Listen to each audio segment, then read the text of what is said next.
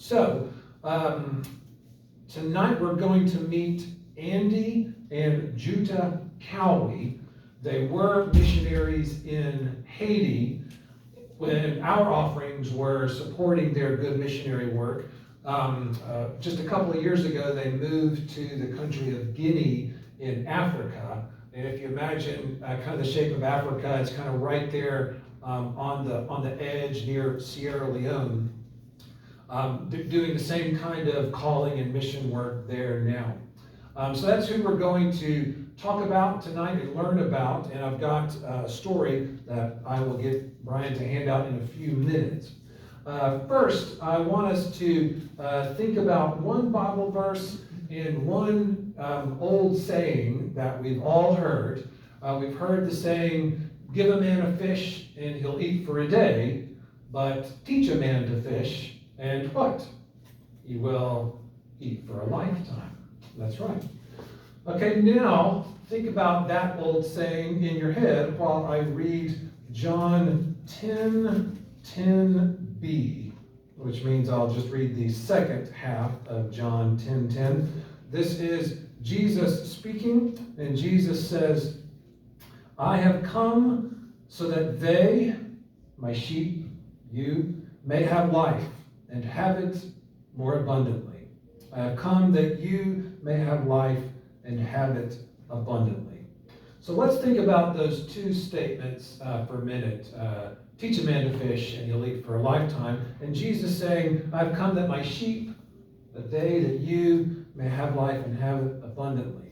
So why would I ask us to think about those two sayings at the same time? What might they have to do with each other? How could teaching someone how to physically fish, what connection would that have to helping someone live a little more abundantly? I mean, fishing? Is that a key to abundant living? How could those be connected? They could be abundant in the fact that they have food to eat. Yeah, that's right.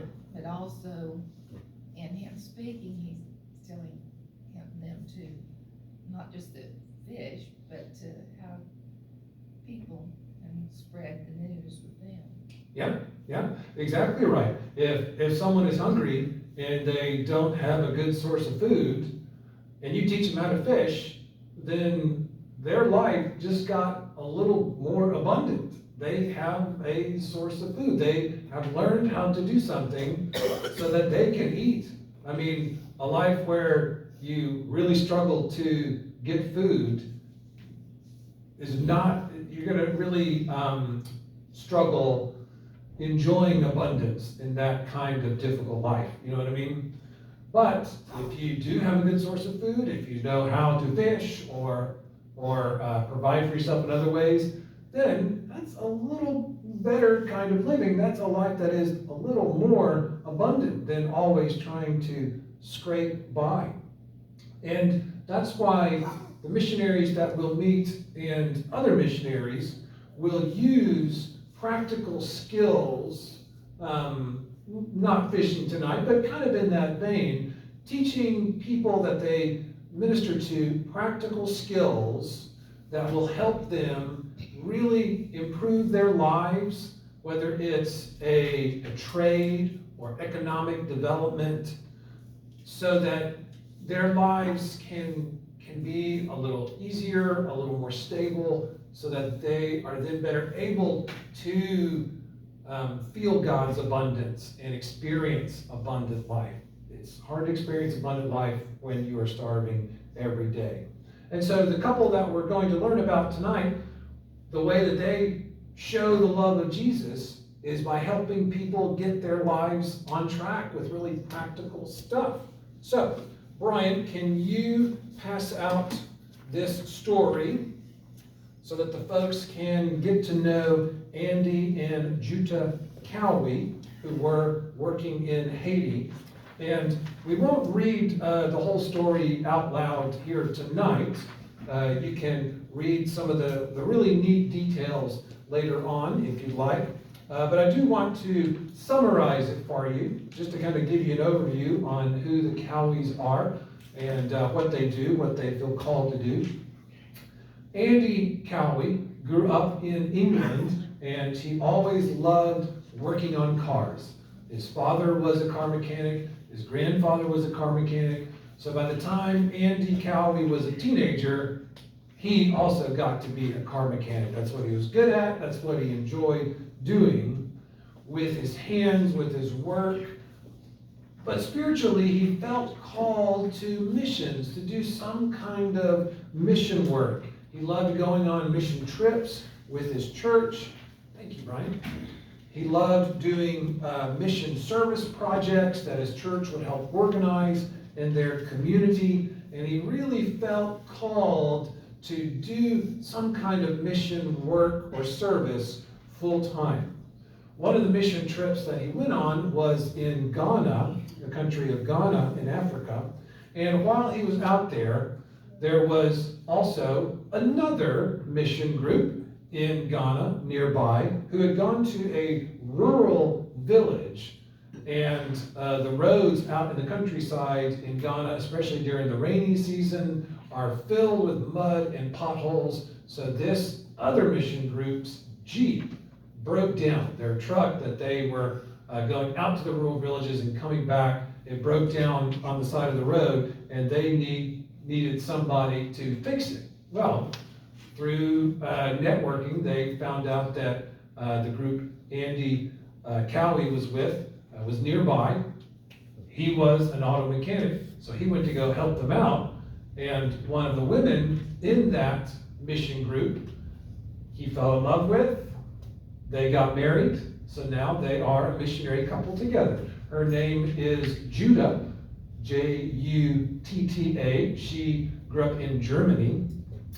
And from then on, they joined their work. They got married and stayed there in West Africa for a while, doing different kinds of mission work. But then when they learned about the devastation in Haiti from multiple earthquakes and hurricanes, which then caused complete political instability in the country, they felt like, gosh, Haiti really needs some help. Let's go over there and do what we can. And in fact, Haiti is the poorest country in the entire Western Hemisphere. People there are desperate for income. They're desperate for jobs and work. So what the Cowies started doing there is helping people gain skills so that they could have ways to really practically improve their lives.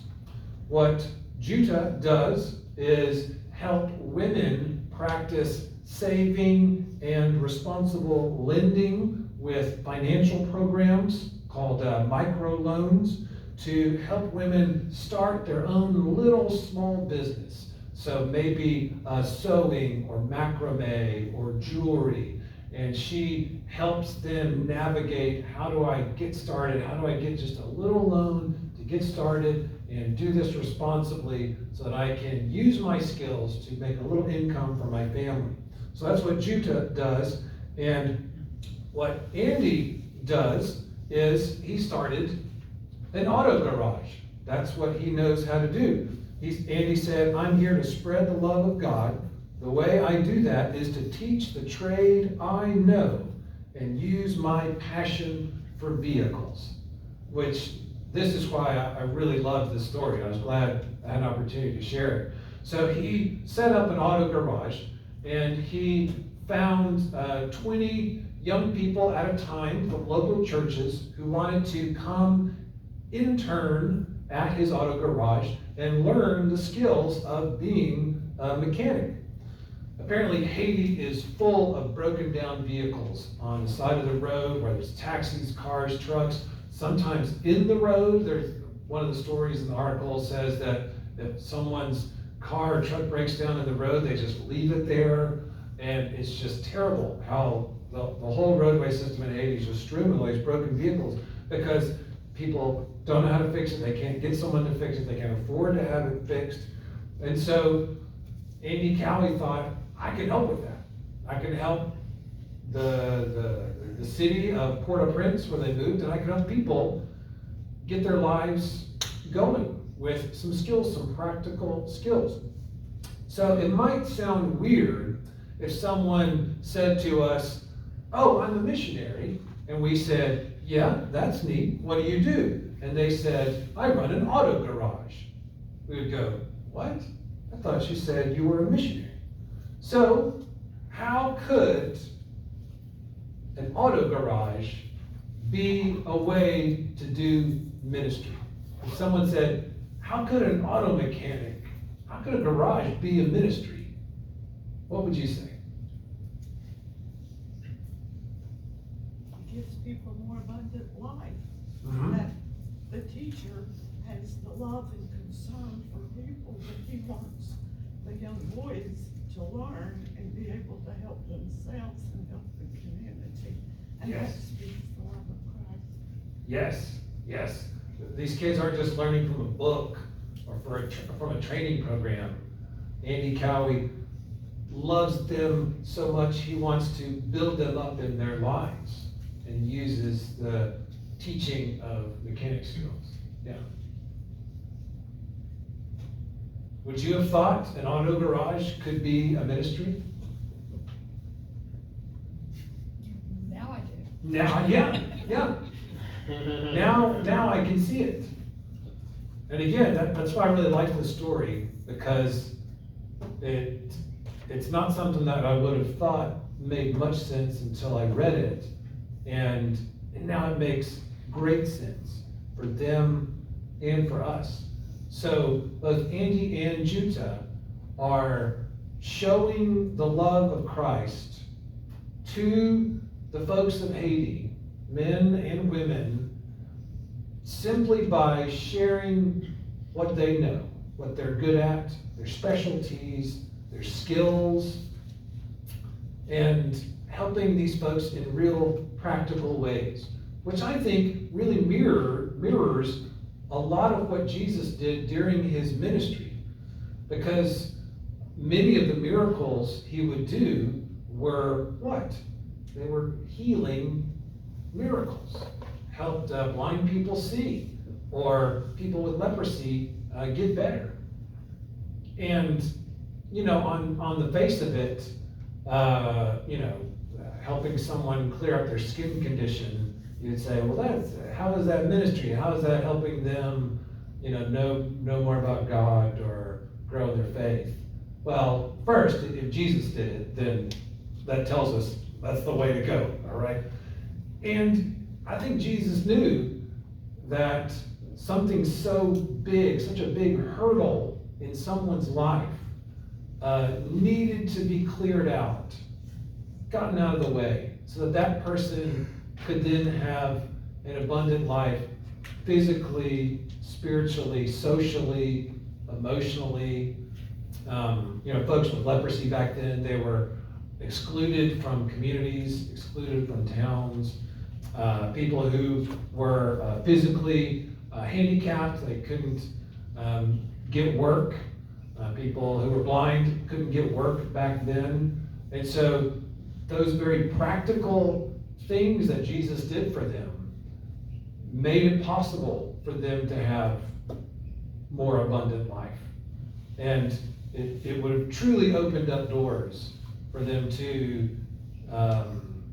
enjoy life, notice God's blessings, feel God's blessings, and just experience more of that abundance, especially back then when there was no social assistance for people in need. There was no accessibility thinking for people with physical challenges or mobility issues. Like, there was just nothing. There was just no help at all. So folks back then with various conditions, they just would not have been able to get their life going. Jesus did it practically, so Andy and Jutta are using practical helps to open up doors for people's lives. And they're doing it because of their faith, because of their devotion to Jesus, because of Jesus' example.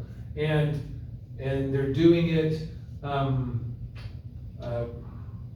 how do I want to say it? Like, as they do it, the presence of Christ is shown and shared.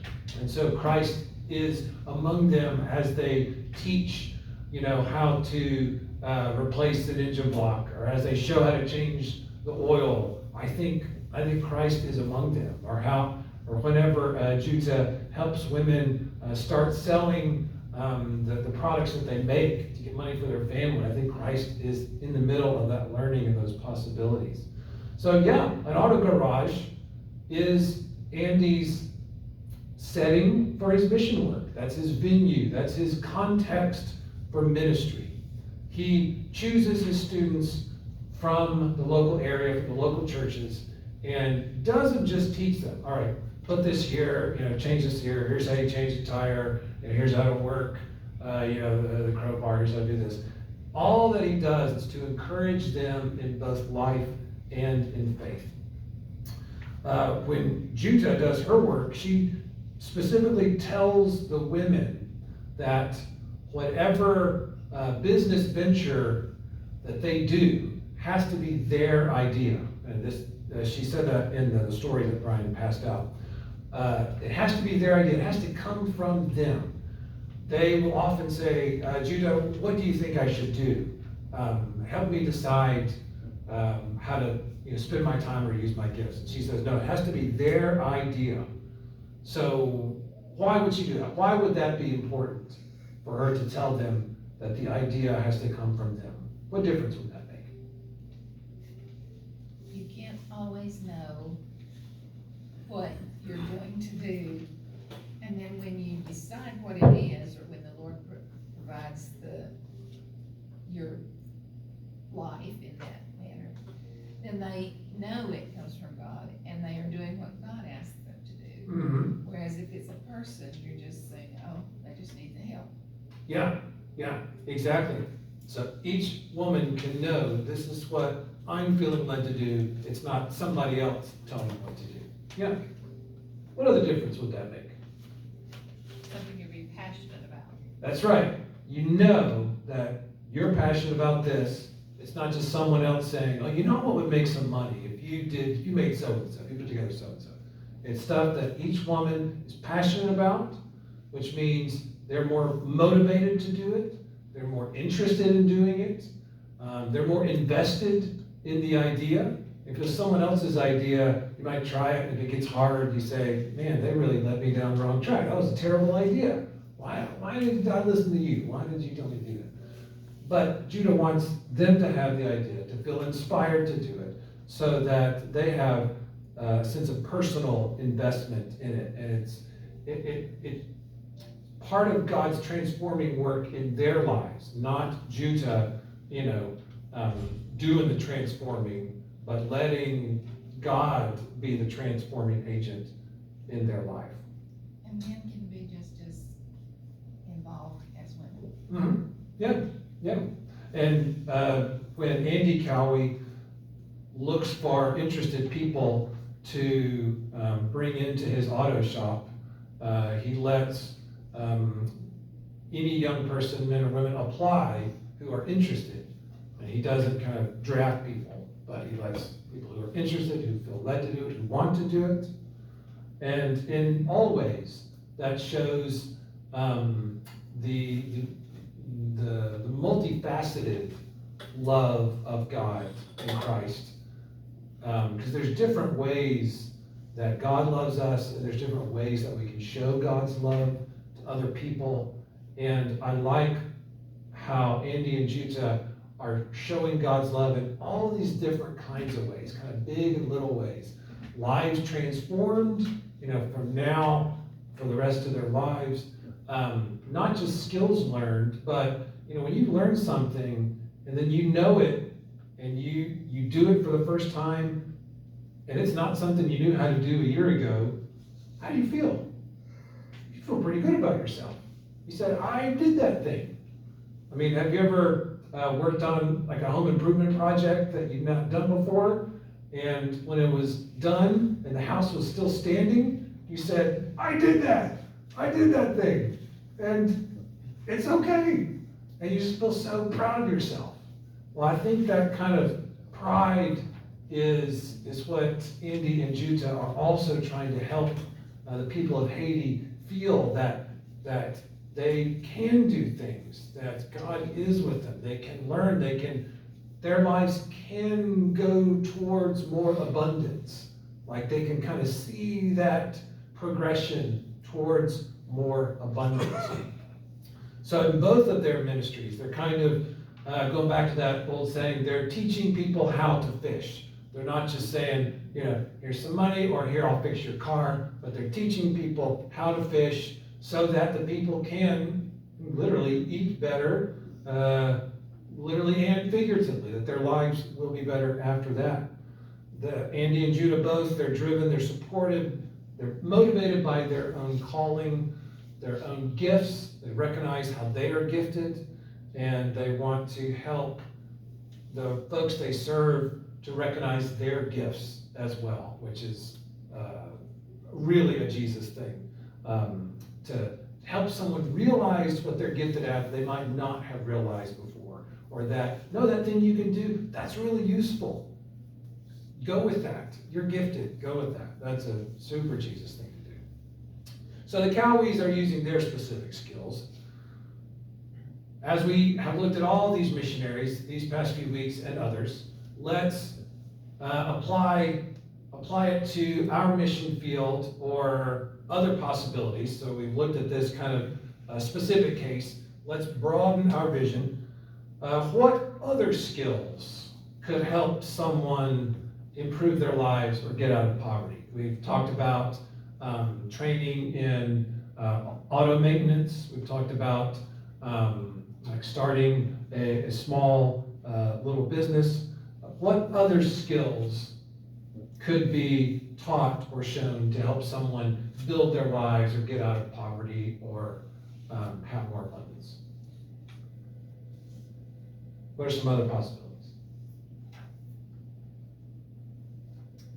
Teaching people to manage their finances, people that Mm-hmm. really don't know Mm-hmm. a good way to do that. Yeah. People that are good at that. Yeah. Yeah. Are trained in that. Yeah. Yeah. You don't know how to navigate like a bank account, or credit cards, or checks, or paying bills. Oh, it's going to be really tough, and that's a really important skill. Yeah. How else, Bill? I was thinking, teaching people to read, just, the basic, if they can learn to read and write, Yeah. that catapults them a long way.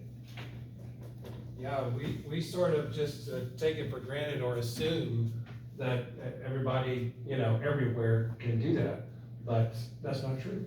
And learning that can really help. Right? We've got the instruction book in front of us for a lot of problems in life that we don't pay attention to. But what we're discussing tonight in helping lives is a simple verse in Malachi 3:10. Mm-hmm. Quite simply says, one of the few times in the Bible that God says, listen, go get and challenge me. Give me a challenge. Give to me what you're supposed to be doing. Tithe and your money supposed to. See if I'll not open the floodgates of heaven and pour out so much blessings on you and won't have room enough to receive. Mm-hmm. Kind of hard to believe that, but I can tell you it's absolutely true. And there's a point in life where you have to cross that point where you no longer pay the banker. You get it so the banker pays you. Then you're the boss. And you're no longer worried about whether you'll have enough money for this, that, the other. As long as you have abided by what the Lord asked you to do, then it will be provided. There will always be a way. There's one guy that in history that I wish I'd had a chance to talk to, but his name was Bernard Root, and I'm sure some people have heard of him. He refused to accept any jobs that were elected. He refused to take any position. But even as an old man, he would go to Washington, sit in the park across from the White House, and presidents would come out and sit with him and ask advice. Just that smart. And a lot of things that presidents were able to get done were because Bernard Root straightened out, this is what you should do, know this is gonna cause trouble. And, a lot of times, we have people who are older, people who are wiser, and the best part about it, people who've gone through the trouble, and they know what it's like. That advice is there. Your parents, your grandparents, whatever, sometimes the best thing in the world you can do is sit there and say, listen, I've got a problem, how would you handle this? Or how did you handle it when you were, when you were in business? So taking advantage, first of all, of what the Lord has asked you to do. Second of all, take advantage of what is available for you. That's good. If you know someone that's very successful in business, it might be wise to set them before, just to talk to them. Yeah. Sharing life advice, investing advice, and then encouraging generosity from that. A good shout out, Malachi 3:10, bring ye all the tithes unto the storehouse, that there might be meat in mine house. It goes on and on. Good verse, good verse. What other things could be shared or taught? Yeah, well, Teaching to grow food, prepare food, healthy and preserve it. yeah. Big time. I think that's a great one. One of the drawbacks of our modern technological society is that most of us wouldn't be able to grow good food if we tried, or, what to do with fresh, good food and how to use it. I think that's excellent skills to learn. Well, as you think about other things like that, other skills that could help someone build up their life or get out of poverty, or make some progress in a little more abundance, what assistance is there in our community that can help people develop life skills like that? It could be from kind of local government agency support, or local churches, or nonprofits, that kind of stuff. What assistance is there in our community to help people get good life skills like that? With literacy councils. Literacy council? And I'm asking this and writing these down because some of us know some things, others know other things, and if we can share the knowledge of what resources are out there, then we will know more and better on how to refer people to get the good training or support that they need. There was a program several years ago through ABCCM called Circles. Are you familiar with Circles? No, circles? It's a group of, I had a friend that went to Foster 7-Day Adventist, and her church did one of these, and they met twice a month, and there were families, sometimes individuals, sometimes couples, that were in poverty, that they had an interest in getting out of poverty, and we were trained through someone teaching about social work and the norms that people in poverty had, and about investments and budgeting, not investments, in other words, how to budget, how to plan your monthly income and expenditures. And when there's a group of, I found this very interesting, when there's a group of people in poverty, it's like if we are the group and I go out and do something foolish, I'm relying on y'all to get me out of it. If I got caught selling drugs or with the DUI, if you had saved your money, I would expect you to look after me, and I would look after you. So that was really encouraging bad behavior by everyone. And one of the things that we as volunteers could not do was to give anything other than support and encouragement and advice. We could not contribute to them monetarily. And it was amazing to see how these young couples didn't know these talents that we take for granted. but it was a circle of people that was their support. That's great, that's great. Yeah, we take for granted the fact that somebody can navigate getting a bill, paying that bill, monitoring their bank account, how much do I have, make sure I don't spend more than I have in my account. Just to kind of, how do you check that? How do you make sure these things get paid? How do you make sure, you don't spend too much? That is really, really, really important, yeah. What other services and helps are there in our community that can improve those kind of life skills?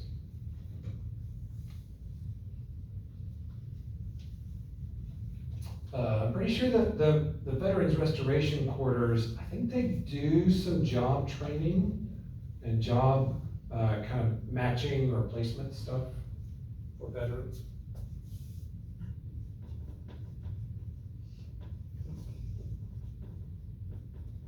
I think they require after a certain amount of time that you have a job or you work there. That might be your job, so that you're not just living off the service, which is a good service, but they want you to get back into society. Good, yeah. Is it true that Goodwill, resale shop, the proceeds from that goes into job training? Do I have that right? Very small They do. amount. It's not the best model. Oh, okay. But they do that. They do that, but I think the percentage is low. They do, or this was before the pandemic, Goodwill sponsored business courses at AB Tech. That, people that had been laid off from jobs or, maybe were trying to find one, could go and get computer training and other That's good. business that Goodwill sponsored. The state also does those things, has training programs, but I don't know what it's called. Where you can learn a new skill or. And it may sound simplified, but it's not that way. A lot of businesses honestly don't know, and a lot of people in business honestly don't know what the problems are. And I worked for years with that, but a simple little thing that, one particular I was thinking about, that they were having trouble money wise, but they had a good business. And I noticed on the invoices, and I talked to the owner, and I said, you realize, of course, that this 210 to 30 that's on the invoice will save you tens of thousands of dollars during a year. And he said, say what? I said, yeah. Talking to the people, let them know that these discounts are money, and that's definitely, you don't bypass the date, you pay stuff ahead of time, you take the discounts. And years after that, every time I passed him, he smiled at me. Simple thing, they just weren't paying any attention to it, but yet they were losing thousands and thousands of dollars for no reason. Well, that's helpful life advice that you shared. Yeah. And I think for every person, obviously, we don't know what we don't know. And so we're just kind of stuck in our own kind of routine and life setup. And that goes for all of us. And if there's something that you know or some resource you know about that can help this other person who's kind of stuck in their routine or life setup, and they just don't know that there is stuff available, there's resources, that things could be better. Sometimes, whether it's the Jesus is Healing Miracles or the ministries that the Cowies are doing, sometimes things are just so big and hard in our lives, we just can't see past it. And if you can see past it for somebody and you can say, hey, I think there's a way that you can get over this hump or get through this hurdle, or I've heard about this, or there's this resource, or, have you thought about this? And that can really be life-changing. So both for the Cowies and for us, God gives us specific knowledge, interests, skills, passions, strengths that we can use to demonstrate the love of Jesus and help people get their lives a little more towards abundance. So I want you to be thinking about tonight and as the week goes on, what are some of your interests and some of your strengths, your skills? You might not think very much of them at first, but maybe Andy Cowie didn't think very much of his skills at first. He's like, I'm just a car junkie. I mean, how can I be a missionary? But you have interests and skills that God's given you, and anything can be used to help and serve others. Andy Cowie only knew that he could work on cars, and he loved working on cars. And now he's been a missionary for years, doing just that and transforming lives by doing that thing that he knows how to do and that he just enjoys doing it. So think about the kind of needs in our areas, the assistance that's available in our area, or maybe you think should be available, and think about how you or our church could help with that. That can be our last question for the night.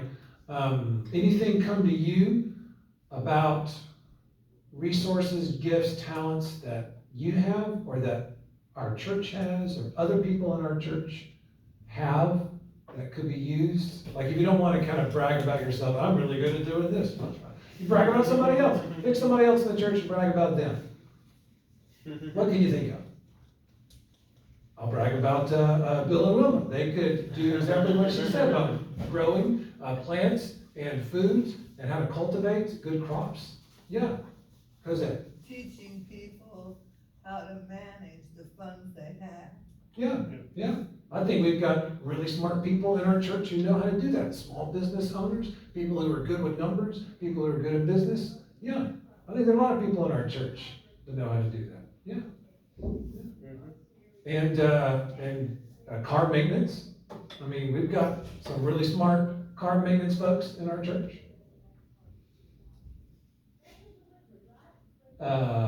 Maybe preparing meals, knowing how to plan meals. I think, again, one of the drawbacks of our modern technological society, everybody's just used to buying something that's frozen, put it in the microwave, a minute and a half later, you eat a very unhealthy dinner. And they could really be blessed by learning, oh, here's how I can plan out some easy meals to make that are healthy. And now I know, like we don't know what we don't know. And that could be a really helpful service. Oh, here's how to make a good meal with good sides. And now I can do that, like a cooking class or something like that. Claire Rector of course, this was what she did for a living, but she helped people learn how to shop. Oh, that's great. Especially undocumented folks who maybe couldn't read as well on the, to see what was there and how to figure out and help them to shop and plan meals. But she was a home ec teacher, so. Oh, that's perfect. That's perfect. I love that. She did that. I could help them shop. I can help them cook, but I can't help them sew. Well, different gifts. Many gifts, one spirit. Is there an active cooperative extension in Buncombe County? Yes? Very active. Okay. Good. I might reach out to them and say hello and see what kind of services and classes that they offer. Because I've known other cooperative extensions. I've had good relationships with other ones, and they do all kinds of neat teaching things to help people just learn good basic skills that we've kind of sadly forgotten, and that can really be helpful these days. Well, I'll end with this. The missionary Andy Cowie, he said that his eventual goal was for the auto garage that he started as his mission work focus, that it would eventually become self-sufficient, and for his students there in Haiti to run the place on their own and continue teaching others. He said, the idea is to teach myself out of a job, and he did. And that's why they have moved on from Haiti and are now in Guinea, West Africa, doing the same thing. So a wonderful story of using your own gifts Everyone knows how to do things that not every other person does. So be thinking about what your gifts are, what your interests and passions are, and know that those can help others and to help others maybe have a little more abundant living. Well, let me say a prayer and we will be done for the night. Let's pray. Oh God, we thank you so much for blessing each of us with different gifts, with different passions and interests. We can all do different things well. Some are good in one area that others are not. And then others are good in a different area that some are not. And that is part of the beauty of living in and with a church family, that we have so many gifts and skills that we might not even know or recognize our gifts and skills, but that we can put them to use to build others up. And that's a way to show your love, by helping lives get better, helping lives transform, and by really being Jesus to folks who could use it.